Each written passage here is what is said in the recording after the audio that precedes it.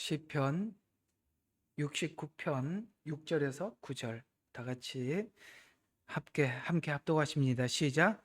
그들이 저녁 때에 돌아와서 개처럼 부르짖으며 성읍을 돌아다니나이다. 보소서 그들의 이불을 토해내며 이 입술에는 칼을 물고 말하기를 누가 들으리오 하나이다.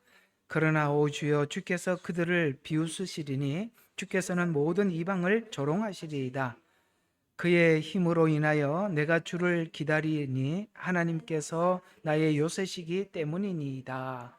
아멘. 어, 우리는 사실 하나님 앞에 간절한 소망이 또 소원이 있습니다. 그것은 주님께서 우리에게 그토록 부탁하셨던 대로 주님 오시는 그날까지 정말 점도 없고 흠이 없는 신부로 살아가고 싶은 것이 저와 여러분의 소망이고 기대입니다만, 우리가 어떻게 그렇게 우리 자신을 하나님 앞에 거룩을 흠없기를 유지할 수 있을까라는 질문은 우리가 하나님 앞에 할 수밖에 없죠. 그렇게 하고 싶다고 한다고 해서 되는 게 아니라는 걸 우리가 배웠기 때문에 그렇습니다. 약간 이쪽으로 더 오면 보기가 그래, 이쪽으로 중간을 그랬습니다. 그렇게 우리가 하나님 앞에 좀 묻고 싶은 이야기들이지 않습니까? 이제 그런 질문들을 시편 하나하나를 살펴보면 그 시편을 기록했던 사람들이 살아갔던 인생이 우리와 별반 다르지 않는 사건을 계속 맞이하고 있었고, 그들은 어떻게 하나님 앞에 슬기롭게 그런 상황들을 견뎌왔는지, 그 안에 갈등은 어떤 것들이었는지를 우리에게 낱낱이 기록함으로써, 특별히 왜 시편이 영성을 다루는 메시지냐면, 시란, 그렇죠, 시가 가지고 있는 특징이 그렇지 않습니까?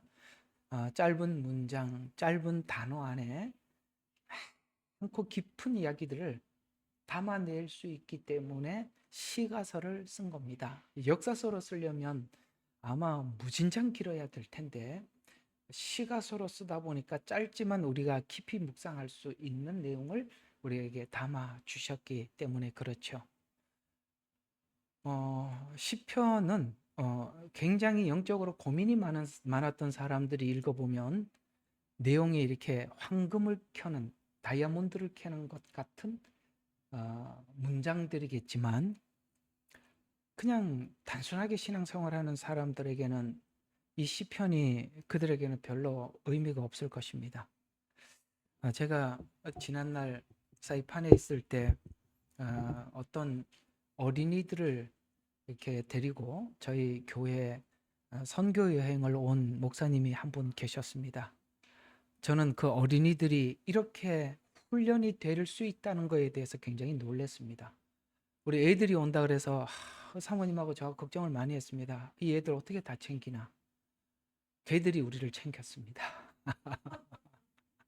선생님들이 대단했습니다. 선생님들도 그랬고 애들도요, 굉장했습니다. 참 이렇게 훈련이 될 수 있는 거구나. 좀 모르겠습니다. 그게 이제 너무나도 율법적인 교육이면 나중에 한번 큰 사춘기를 겪겠죠. 그러나 그 당시는 우리 눈에는 그래 보였습니다. 그때 이제 그 목사님께서 제게 처음부터 가실 때까지 계속 했던 말씀이 하나 있었습니다. 그것이 어떤 이야기였었냐면 본인 아드님 이야기였습니다. 그 아드님이 지금 외국에서 공부를 하고 있는데 매일매일 시편을 묵상하고 있다라는 이야기를 오면서부터 하시고 갈 때까지 그 얘기를 하셨습니다. 이 이야기를 누가 들어보면 뭐 시편만 묵상하는 거야? 이렇게 생각할지 몰라도, 시편을 묵상한다는 것은 그만큼 거룩하고 싶고 흠이 없고 싶고 영적 전쟁에 눈을 떴기 때문에 시편을 묵상하는 것입니다. 그런 영적 전쟁에 대한, 쉽게 말해서 이제 장수가 되면, 전쟁을 하면, 전쟁을 뭐 쪼를 보낼 건지, 우리 장 기를 때도 알잖아요, 그죠? 뭐 포를 옮길 건지, 아니면은 뭐 아세요? 차 포를 옮길 건지 뭐 그렇게 작전을 짜듯이 이렇게 영적 전쟁의 원리에 대해서 여러 번 당해보고 나면 우리가 고민을 하게 되죠. 그걸 이제 고민을 하지 않는 사람들은 아주 단순한 생각을 가지고 신앙생활을 하기 때문에 그런 시편의 욥기나 아가서나 잠언서, 전도서 이런 내용이 그렇게 깊이가를 잘 모르겠지만 사실은 우리가 좀 더 신앙이 깊어지기 위해서는 이 시편은 필연적으로 지나가야 되는 과정입니다. 오늘 여기도 이제 다윗이 사울과의 관계 속에서 굉장히 많은 긴 시간 어려움을 겪고 그런 격동의 시간들을 보냅니다. 근데 다윗의 오늘 시편을 하나하나 뜯어서 살펴보면 그는 예리한 관찰, 그리고 그 예리한 관찰로 인한 분별력, 이것이 다윗을 지켜주고 있었다는 것을 시편을 통해서 우리가 발견할 수 있습니다. 우리가 이제 세상 살아가고 있는 모든 사람들이 어떤 상황이나 사건이 내게 다가오면 그냥 아무 생각 없이 그냥 자연스럽게 그냥 맞이하게 되고 해결하고 그냥 이렇게 가지만 다윗은 모든 사건을 아주 그러니까 예리하게 관찰을 합니다. 그리고 그것을 말씀과 빗대어서 어떻게 내가 처신을 해야 될 것인지를 딱 자기 마음을 다잡고 정면 돌파를 합니다. 거기에 쌓인 노하우, 우리가 이제 이렇게 노하우라고 표현하면 금방 이해가 될 것 같아서 그런 노하우가 다윗을 다윗답게 만듭니다. 바로 이런 부분을 이게 지금 다루고 있는 게 지금 시편 이야기고 오늘 59편이 특별히 그런 문제를 우리에게 깊게 설명해 주고 있습니다. 자, 우리 지난주 여러분들과 나누었던 이야기를 잠깐 연결을 시켜보죠. 지난주에는 예리한 분별과 튼튼한 내면을 세우기 위해서는 우리에게 주어지는 모든 사건마다 이것이 사단이 노리는 이면이 뭔지, 왜요? 그러니까 그러니까 보이지 않는 영이 보이는 육을 지배하기 때문에 그렇습니다. 여러분, 우리가 다 알잖아요. 보이는 게 세상을 지배하는 게 아니라 보이지 않는 게 지배를 한다는 것을 불신자들에게도 설명할 수 있는 게 뭐냐면 생각이 몸을 움직이게 하는 거지. 이해가 가죠? 그러니까 생각을 하고 몸이 움직이는 거지. 몸이 움직이고 생각을 하는 거예요. 그러니까 사단이 지금 이 구조를 바꿔놓는 작업을 하고 있는 거거든요. 그래서 사람들이 본능에 충실하게 만들어서 생각은 단절시켜 버리는 거죠. 그러면 철저하게 육의 사람이 되면 사단은 인간이 가지고 있는 육의 본능을 마음껏 쓰도록 지금 우리가 이런 인터넷 혹은 게임 수많은 이렇게 자극적인 것으로 사람들의 육체를 자극해서 그러면 사람들의 생각이 깊어지지 않아. 생각이 깊어지지 않으면 영적인 부분은 아예 시도를 하지 않아요. 그러니까 혼이 망가지면 영은 아예 관찰을 하려고 하지를 않는다는 것이죠. 그러나 하나님은 그 순서를 분명히 하라는 것이죠. 육이 움직이는 것은 생각에 의해서 움직이고 생각을 지배하는 것은 영이다. 이런 구조 속에서 다윗은 늘 관찰해 왔습니다. 그러다 보니까 어떤 사건마다 사단이 나의 무엇을 가져가려고 하는 것인가를 예민하게 관찰해서 그는 모든 말과 행동에 임하게 됩니다. 왜냐하면 오늘 여기 성경이 이야기하고 있는 것이 사단은 숨어 있다가 그 다음에 상황이 되면 그 상황이 오면 신속하고 치밀하게 공격해서 하나님이 주신 축복들, 예를 들어서 이런 것들이죠. 하나님께 여러분과 제게 주신 축복들이 뭡니까? 하나님이 저와 여러분의 만남은 굉장히 중요한 축복이에요. 그렇게 안 생각해도 어쩔 수 없지만 원리대로 하면 그런 겁니다. 왜냐하면 여러분들을 보호하라고 하나님이 저를 보내주셨고 그리고 여러분들을 보호할 책임이 있고 여러분들이 저를 통해서 하나님의 메시지도 전하고 여러분들을 보호하도록 하나님이 그렇게 책임을 주셨기 때문에 그렇습니다. 여러분의 영혼을 누가 이렇게 책임져 주겠습니까? 여러분들의 영혼에 대부분은 관심이 없습니다. 그러니까 하나님이 보내주셨기 때문에 여러분의 영에 대해서 관심이 많고, 영을 관리를 해야 혼이 관리되고 육이 관리가 되기 때문에 그런 겁니다. 그러니까 이런 관계들, 하나님과의 관계, 사람과의 관계, 그 다음에 그것을 지속해 주기 위해서 만났던, 그 다음에 예배. 이상하게 무슨 사건이 나면 이게 예배가 어긋나요. 이게 파괴돼요. 그 다음에 이런 것들. 그 다음에 말씀을 들어도 왜곡하게 돼요. 이상하게 말씀을 들어도 이렇게 꽈서 들어요. 그러니까 설교자가 말을 하기가 무서운 거예요. 왜냐하면 듣는 사람이 이상하게 들어버리니까 말을 못 꺼내는 거죠. 저는 저는 이제 한국에서 잠깐 목회를 할 때도 저희 성도들은 참 진심이었습니다. 무슨 설교를 하든지 아멘 하고, 제가 어떤 사심을 가지고 말했다고 생각하는 성도들은 아무도 없었어요. 사이판에서도 그랬습니다. 우리 조선족이 단 한 번도 제가 무슨 어떤 목적을 가지고 그들한테 말을 한다라고 생각하지 않았기 때문에 전부 다 하나님 말씀으로 들었거든요. 뭐 중국에 있는 신학생들은 더더욱 말할 것이 없고, 제가 굉장히 혼선을 가졌던 게 여기입니다.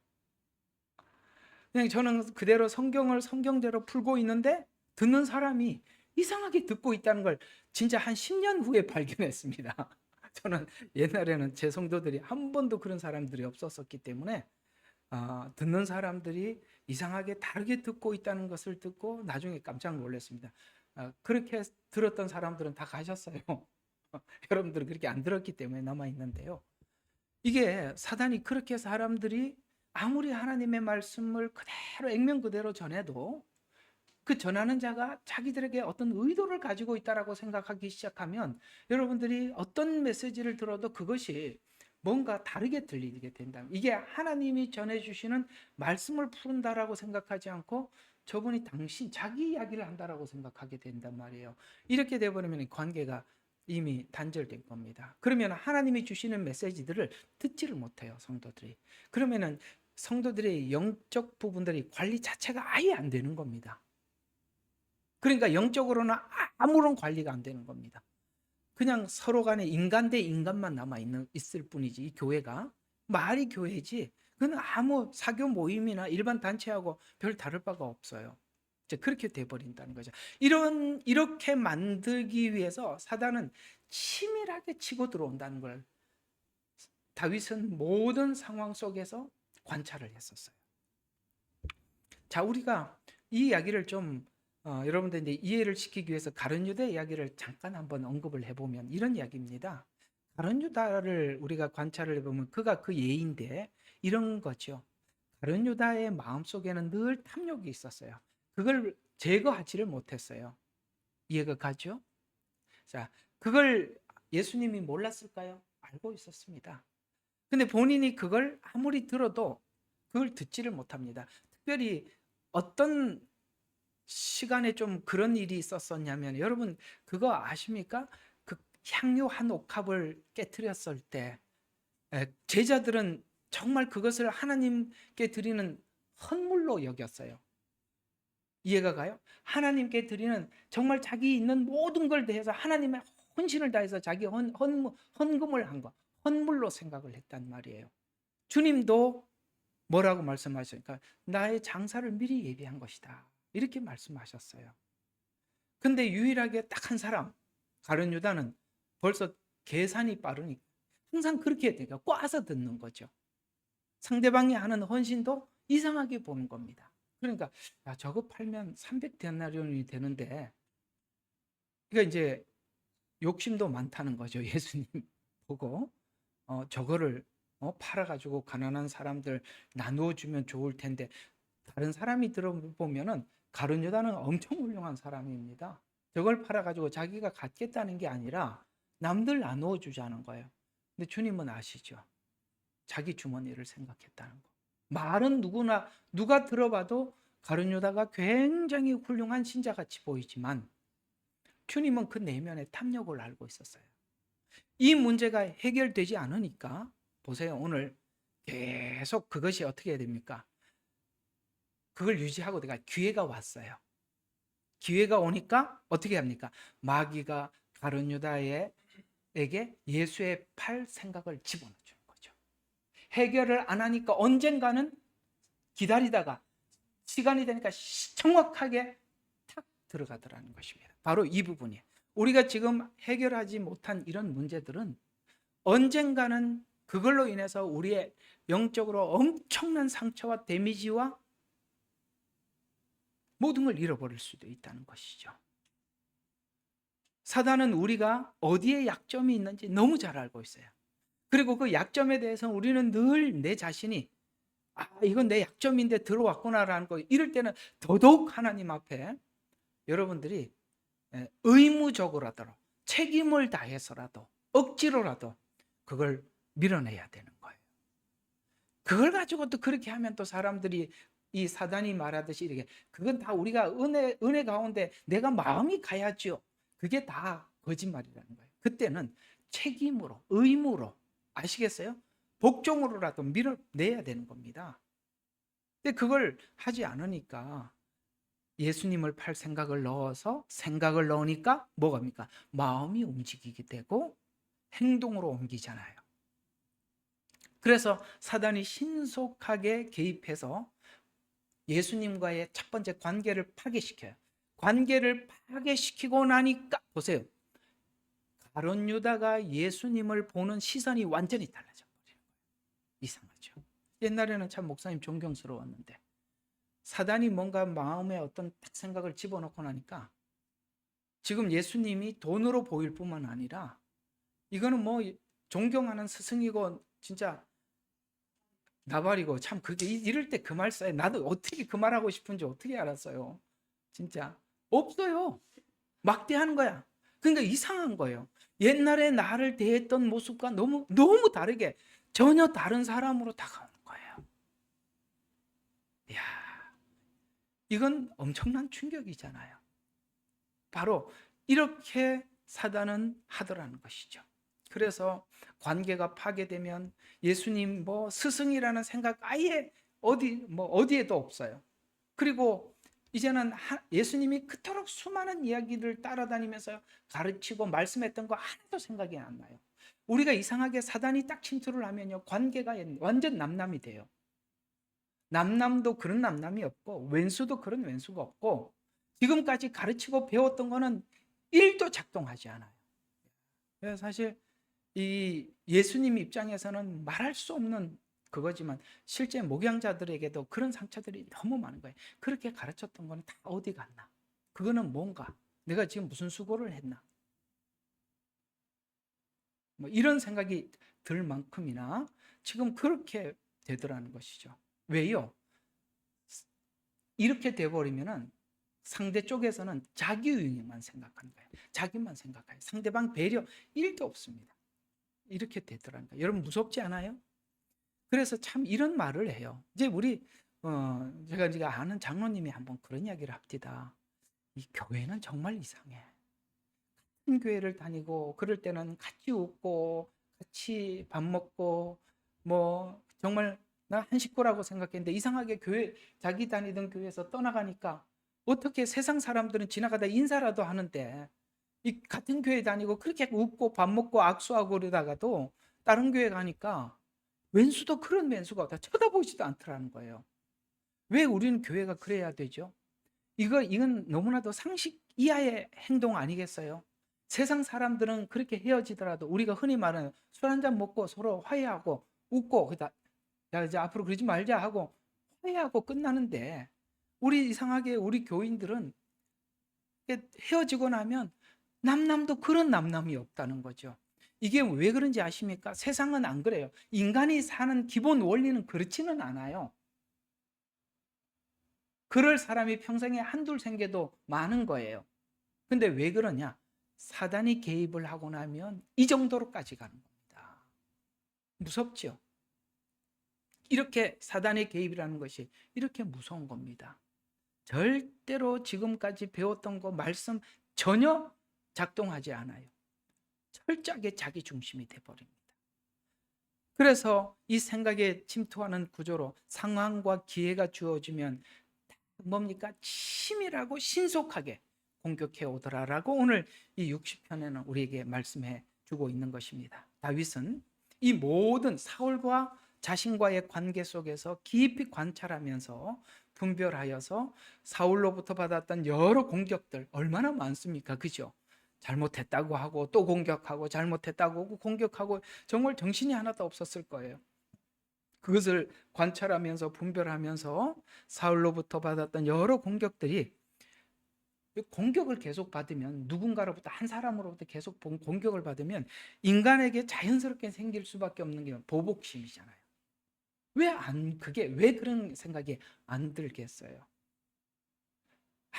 아무것도 잘못한 게 없는데 계속 공격을 하면,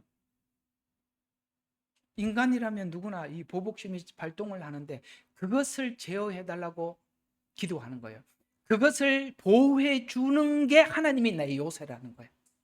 그거를 보호해 주는 게 하나님이 내 요새예요. 하나님이 아니었더라면 벌써 대항했을 텐데, 내가 그걸 보복으로 마음을 다잡지 않는 게 보호더라는 거예요. 그래서 여러 공격들로부터 보복심이 발동하지 않도록 기도하면서 자신을 지키려고 했습니다. 타인의 악한 행동 속에 자신의 그저 악함을 살피는, 이게 더 차원 높은 거잖아요. 그 악한 모습 속에서 혹여나 내 안에 저런 악한 모습이 없을까라는 거울로 볼 수 있는, 참 이거는 굉장한 수준의 하나님을 향한 신앙 표현이기도 하죠. 그래서 타인의 악한 행동 속에 자기의 악함을 살펴 내면에 질서 있는 내공, 아시겠어요? 이렇게 함으로써 내 안에 있는 내면의 질서가 잡히고 내공이 쌓이죠. 그리고 이 보복하고 싶은 마음은 하나님의 공의의 심판에 맡기고, 개인적인 일들이 하나님의 더 크심을 향해 나가도록, 아시겠어요? 이 사건을 통해서 하나님의 더 큼을 보면서 나갈 수 있도록 하나님 앞에 나아갔다라고 말씀을 드렸습니다. 그래서 오늘 1, 2, 3, 4, 5절까지 그런 이야기였고, 이제 이어서 이 오늘 본문은 이 얘기를 이어가면서 이렇게 설명을 하고 있는데, 이제 지금 아까 말씀드린 것처럼 다윗은 이런 모든 상황들을 깊이 있게 관찰했다고 그랬잖아요. 그래서 관찰을 해보니까 이러이러하더라라고 기록한 게 6절부터 이야기예요. 그래서 보니까 밤마다 배회하더라는 거예요. 이 악한 자들이 밤마다 배회하더라. 그래서 왜 배회하나라고 봤더니, 우리는 배회하는 것만 육안으로 봤지 왜 배회하는지를 볼 수 있어야 돼요. 이해가 가요? 우리는 이거 저놈은 낮에는 안 나오고 밤에만 기어 나오더라. 왜 밤에만 기어 나올까? 이렇게 하지 말고 왜 밤에 배회할 수밖에 없는가라는 그 내면에 뭔가, 무엇이 그로 하여금 낮에 자기의 얼굴을 드러내지 않고 밤에 배회하게 만드는가를 관찰을 할 수 있는 게 바로 관찰이에요. 그래서 또 반대로 의인은 아침에 찬송을 하고 만족하는 빛을 기뻐하는, 이 둘, 밤에 배회하고 어둠을 사랑하는, 우리가 흔히 말하는 어둠의 자식들, 이쪽은 빛의 자녀들. 이는 왜 밤에만 기어 나오고 왜 하나님의 사람들은 낮에 활동하는가? 라는 것을 오늘 대조하면서, 왜 그들이 이렇게 밤마다 나와서 배회하는가 하고 봤더니 그 마음이 공허하더라는 거예요. 여러분, 왜 공허할까요? 그렇습니다.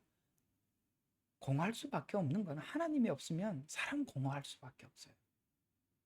여러분, 하나님 없이 살았던 우리 과거들을 생각해 보십시오. 뭔가가 채워지질 않아. 그리고 이게 모든 게, 이게 우리가 행동하는 모든 활동들을 지금 돌아 생각해 보면 정말 이 밤에 배회하는 듯한 활동들이었어요. 그래서 공허한 이유는 하나님이 없으니까 당연히 목적이 없어요.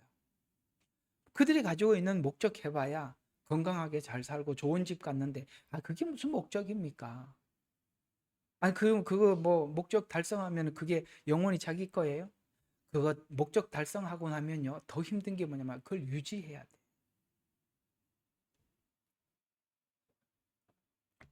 부자들이 얼마나 불안한 인생을 사는지 아십니까?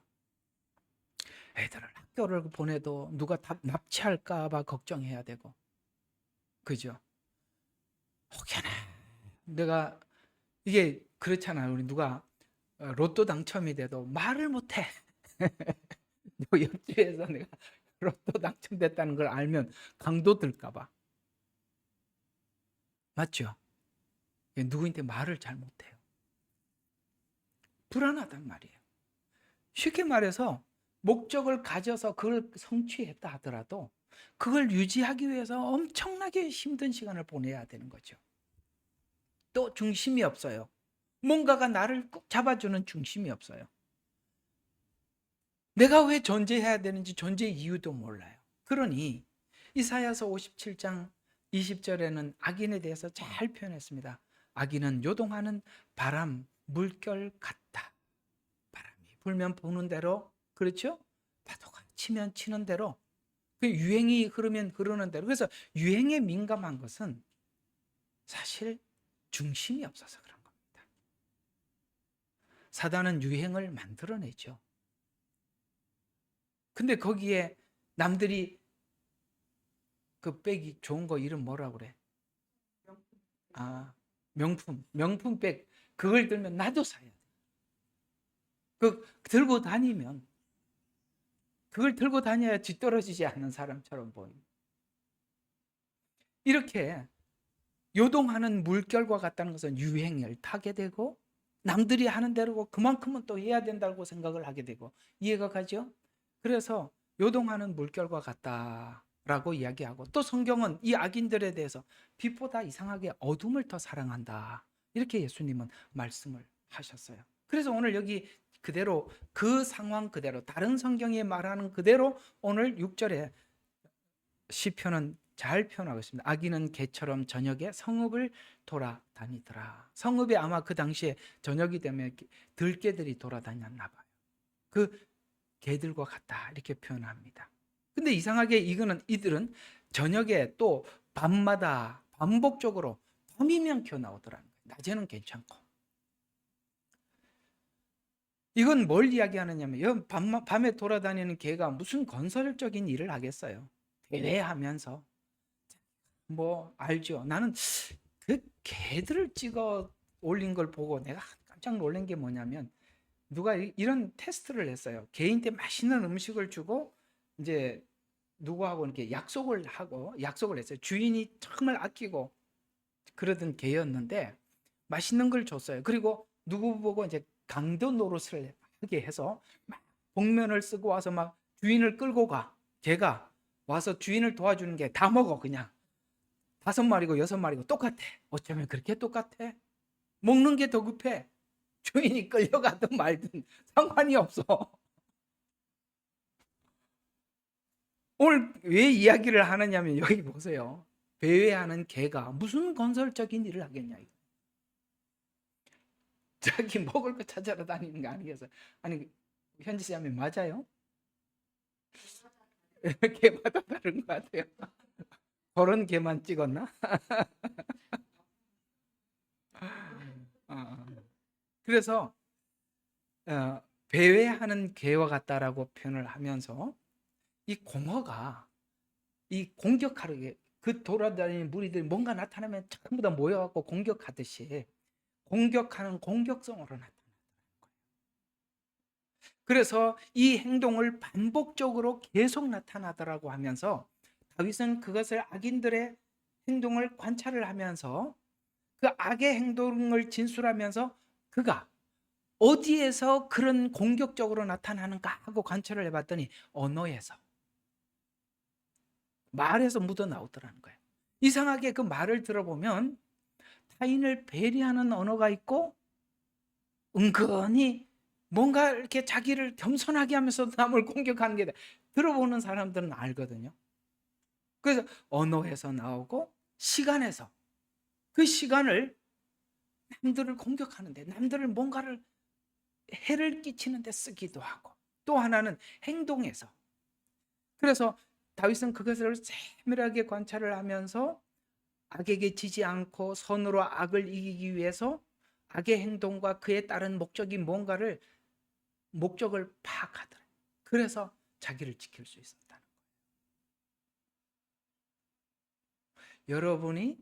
여러분의 영혼과 신앙을 지키기 위해서는 여러분 이렇게까지 하면 안 돼요. 왜냐하면 성경은 말하고 있어요. 사단은 졸지도 않고 주님도 하나님도 졸지고 주무시지도 않지만 사단은 우는 사자와 같이 두루다니면서 삼킬 자가 누군가 하고 보겠다. 삼키러 다니기 위해서 왜 울어요? 배고프니까.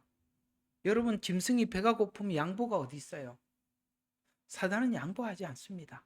마치 배가 고파서 정말 절박한 그런 짐승과 같아서 삼킬 자, 누가 경계를 느슨하게 하나, 누가 경계를 하지 않나, 누가 경계를 내려놨나 라고 보고 순간이 딱 오면 정확하게 공격을 하더라는 것을 관찰을 거듭해서 보게 되었다. 이게 바로 흔히 말하는 영성이라고 표현하는 거예요. 영성은 그렇게 얻어지는 겁니다. 그래서 언어에서 보니까 언어는 말은 마음의 출구와 같아서 이 언어의 구조를 보면 죄를 죄로 규정하지 않고 그렇게 보통 보면은 이렇게 포장을 하죠. 근데 이건 내 취향이다. 모두 다 그렇게 산다. 이렇게 해서 그것을 자기 죄를 어떻게 하든지 뭡니까? 합리화시키려고만 애를 쓰지 인정하지 않더라. 또 이 죄에 대한 책임이 내가 이렇게 된 것은 누구 때문에 그렇게 됐고 무슨 원인이 그랬고 부모 잘못 만나서 그렇고 배우자 잘못 만나서 그렇고 자식 새끼 잘못 만나서 그렇고 모두가 남 탓하더라. 그것이 내 안에서 올라온 죄라고 시인하지 않더라. 언어에서 보이더라. 그 다음에 시간에서 보이더라. 어둠을 지향하는 시간이 선호하는지. 이게 밝을 때 모두하게 있을 때는 뭔가 거룩해 보이지만 홀로 있는 시간. 그 시간에 뭘 하는지 행동에서 보이더라. 하나님께 영광이나 교회 공동 이익을 위해서 하는 게 아니라 개인 이익을 위해서 행동하더라.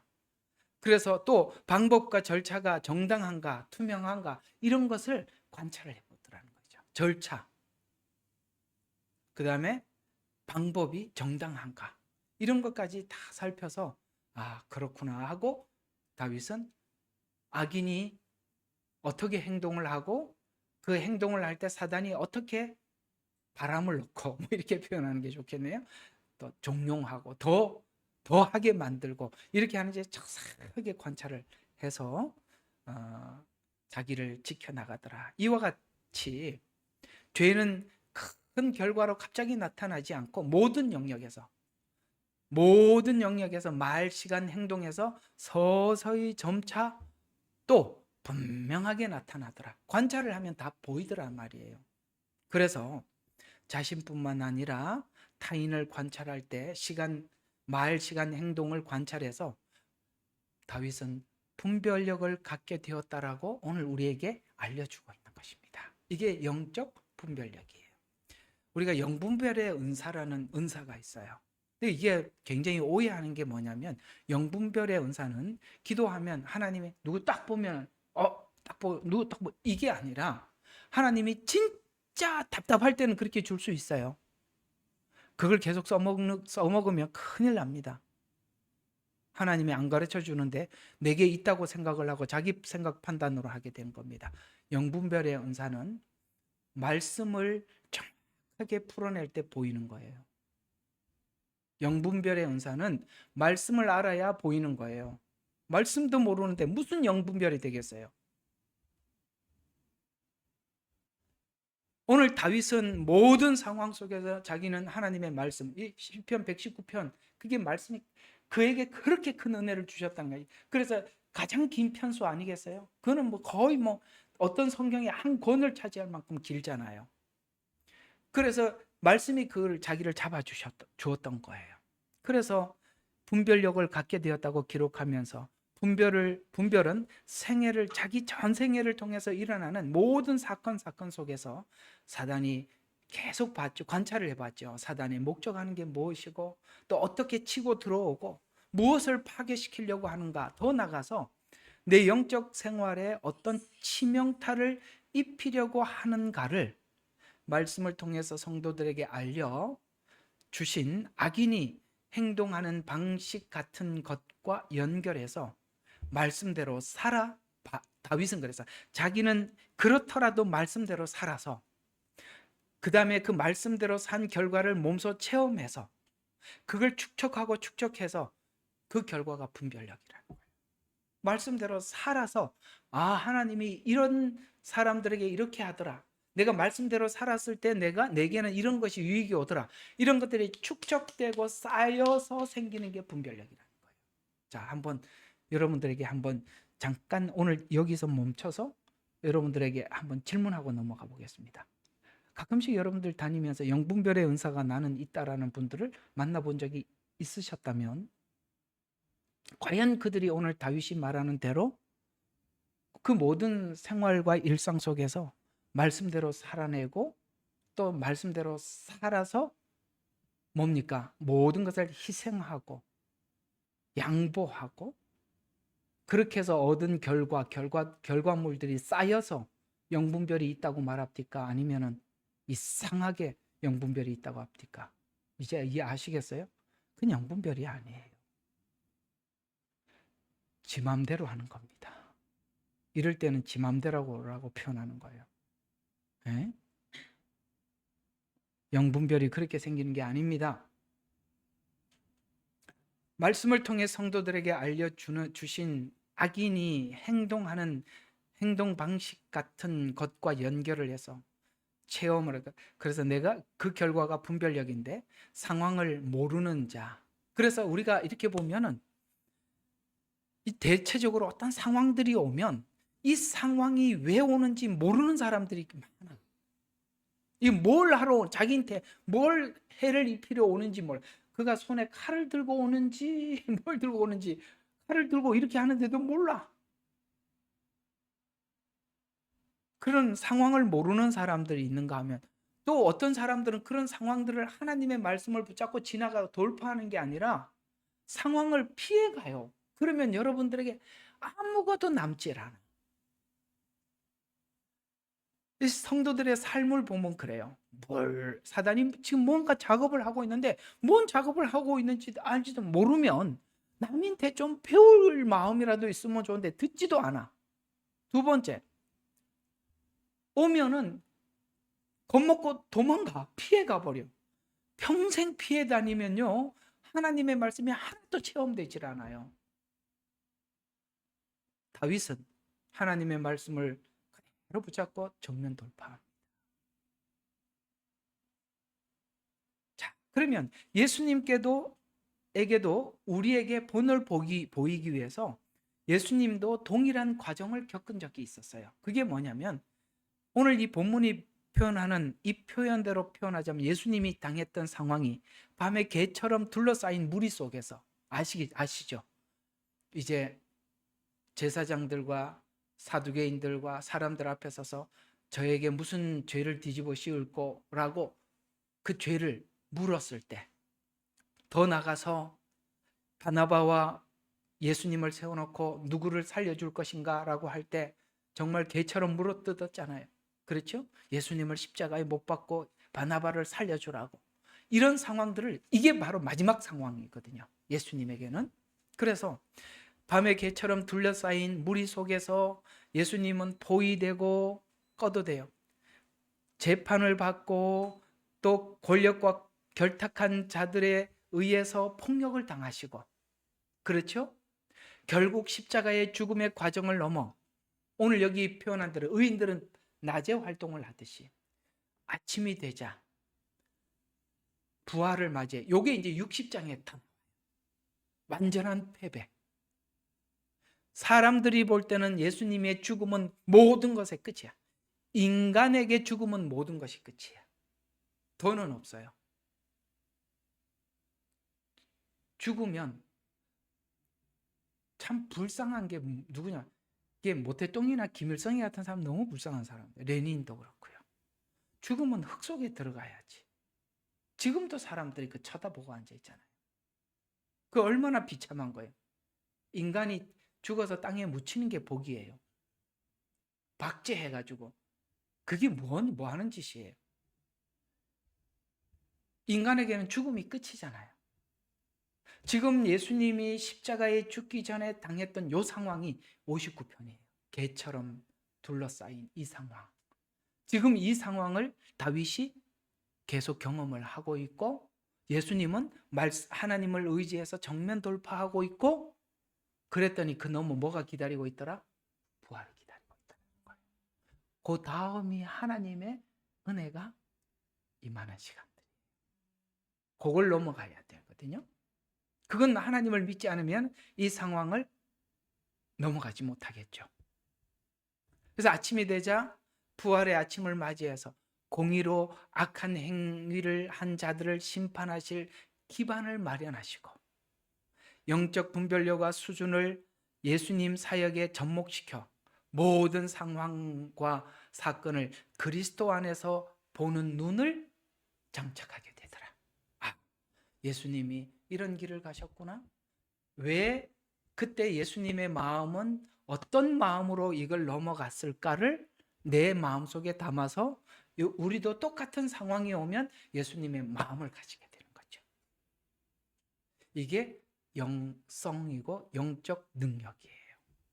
예수님의 마음을 가지고 모든 상황을 정면 돌파하는 거. 다음 7절까지 이제 한 절 더 봅시다. 자, 아까 악인들은 그 악의 성품이 언어에서, 시간에서, 행동에서 나온다 그랬죠?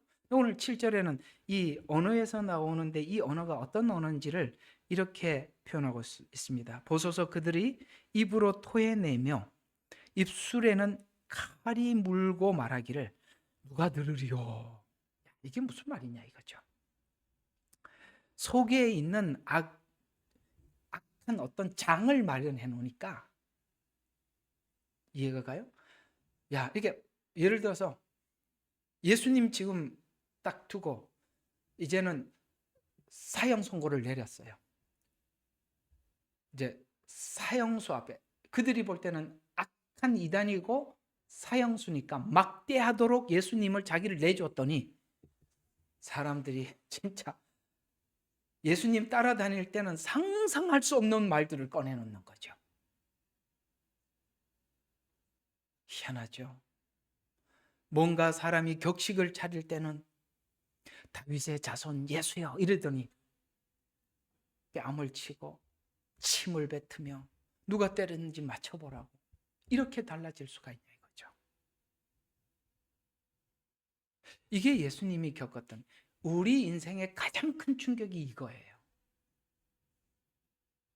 그렇게 믿고 따라고 늘 마치 예수님을 그렇게 메시아처럼 믿고 따랐다가 어느 날 이렇게 자기 마음에 있는 악한 모든 표현을 표현할 수 있는 장을 열어놓으니 사람들 마음속에 세상에 이런 악함이 있었다니 마음껏 악을 표출하도록 예수님이 자기를 탁 맡겼더니 이렇게 하더라는 것이죠. 그래서 오늘 그 표현을 오늘 7절에는 입으로는 악을 토해내고 입술에는 칼을 물고 있더라는 거예요. 모든 게 죽이더라는 거죠. 누가 들으리오라는 말은 뭡니까? 하나님을 잊어버린 거예요. 여러분 무슨 말이든지 하나님이 듣고 있는데 하나님이 듣고 있다는 걸 생각도 안 하는 거예요. 여러분 하나님이 듣고 있다 그러면 우리가 어떻게 말을 함부로 할 수 있겠어요? 그래서 언어 전체가 칼과 같은 무기가 되어서 누가 내 말을 막겠느냐라고 말하는 것은 오늘 예수님 곧 상대방에 대해서 양심 없이 배려 없는 말들을 쏟아놓더라는 것이죠. 내 말에는 책임이 없다. 누가 들으리요? 책임이 없다 하며 오만한 말을 쏟아놓더라라고 오늘 시편은 우리에게 가르쳐주고 있는 것입니다. 이런 말들이 나오는 이유는 하나님을 인식하지 않고 산다는 증거로 언어로 하나님을 인식하는 자와 인식하지 않는 자들은 그 언어가 분명히 다릅니다. 보세요.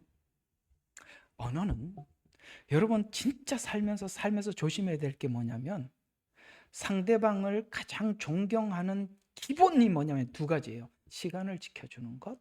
두 번째, 언어를 할 때, 대화를 할 때, 무슨 말을 전달할 때 최소한 그 사람이 들을 수 있는 데서 정확하게 말을 전달해 주는 거예요. 그게 그 사람에 대해서 상대방에서 최고 기본적인 존중입니다. 함부로 대해도 되기 때문에 시간도 마음대로 어기고 말도 함부로 하는 거예요. 절대 그렇게 하지 마십시오. 누구하고 약속한 시간이 있으면 무슨 일이 있어도 그 약속을 지켜요. 그거는 상대방을 향한 기본적인 존중입니다. 언어를 할 때도 저쪽에 있는 사람이 이쪽 쳐다보고 이렇게 말하는 거는 상대방에 대해 정말 무시하는 거예요. 언어에서 나온다는 말이에요.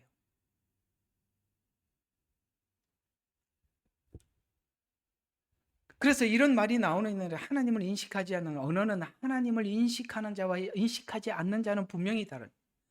악한 자들에게 이런 장을 마련해 주신 것은 하나님이 이런 장을 허락할 때가 있어요. 이상하게도 교회 안에 마음껏 이런 거 있잖아요. 그래 나도 한번 해볼까 나도 왕년에 이러면서 나오는 사람들이 있다니까. 그 왕년회가 지금까지는 묻혀 있다가 어느 날 하나님이 장을 만들어 놓으니까 이것들이 내가 이렇게 이렇게 한 게 나를 호구로 봐 이런 가끔씩 보이더라니까.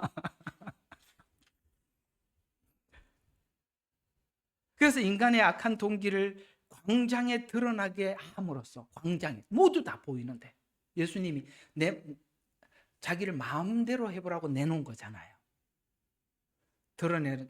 드러내게 함으로써 깊이 감추어두었던 말까지 쏟아내게 해서 악의 극치를 경험함으로써 선한 자들로 하여금 뭘 가르쳐 줘요? 나도 악한 길로 갔더라면, 내가 나를 관리하지 않았더라면, 주님께서 나를 만들어주지 않았더라면이 나오는 거예요.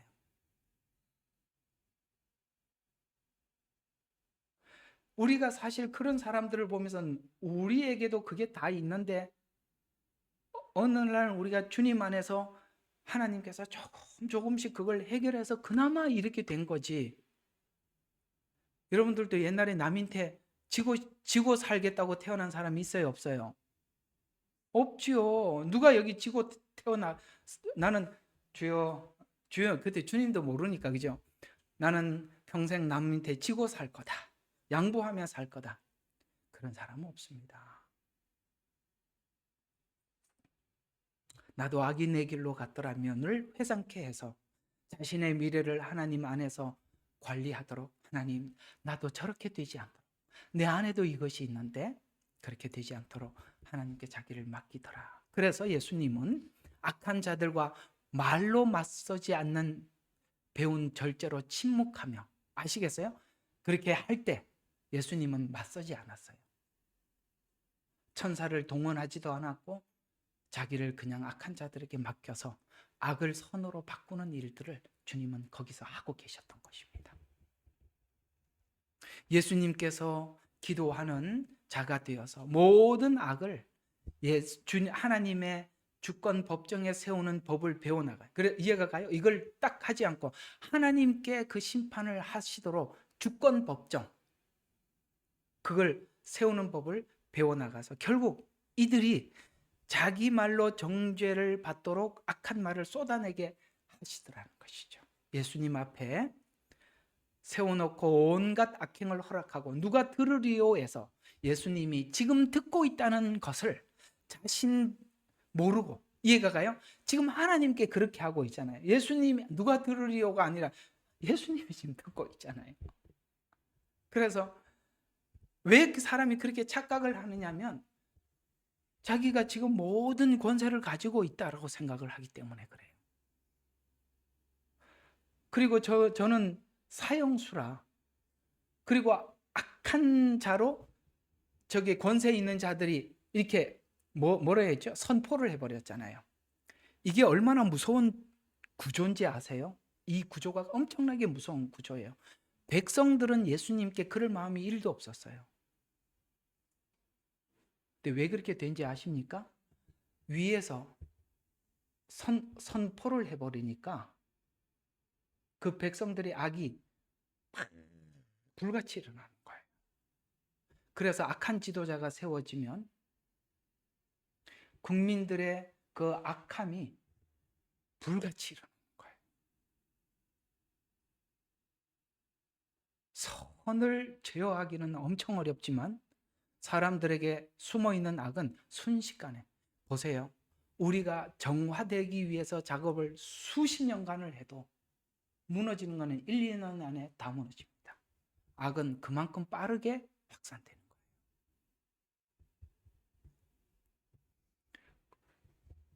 전쟁을 하면 군인들이 그래요.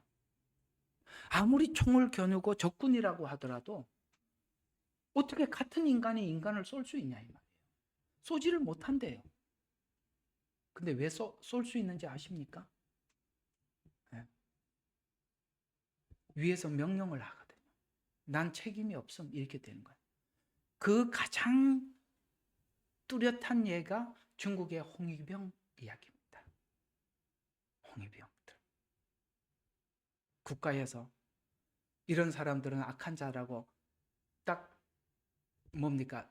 설정을 해버리니까, 낙인을 찍어버리니까 그들의 모든 악한 행위는 정당화되는 거예요. 무서운 겁니다. 백성들은 예수님께 그럴 마음이 없었어요. 그러나 그렇게 위에서 결정을 하고 나니까 자기들 마음껏 받으라는 것이죠. 권세의 무서움은 자신의 악함에 힘을 실어, 사람들의 그 악함에 힘을 실어서 그 자신의 악함을, 무서운 거는 죽을 때까지 깨닫지 못하더라는 거예요. 자기들이 지난날 그렇게 악한 일을 했음에도 불구하고 죽을 때까지 그것이 내가 잘못한 거라고 생각하지 않아.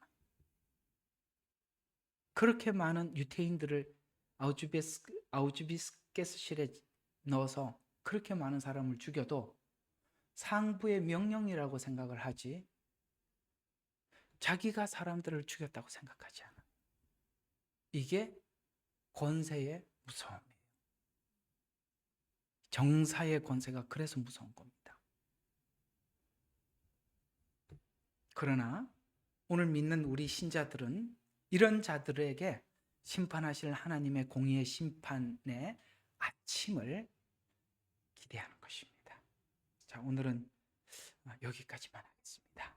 다음 주에 제 8절부터 쭉 해 들어가기로 하고, 자, 오늘 여러분들과 함께 나누었던 이 이야기들을 한번 짧게나마 좀 정리를 해보죠. 너무 중요한 이야기들 아니겠어요? 오늘 이 이야기들을 여러분들과 함께 관찰을 하면서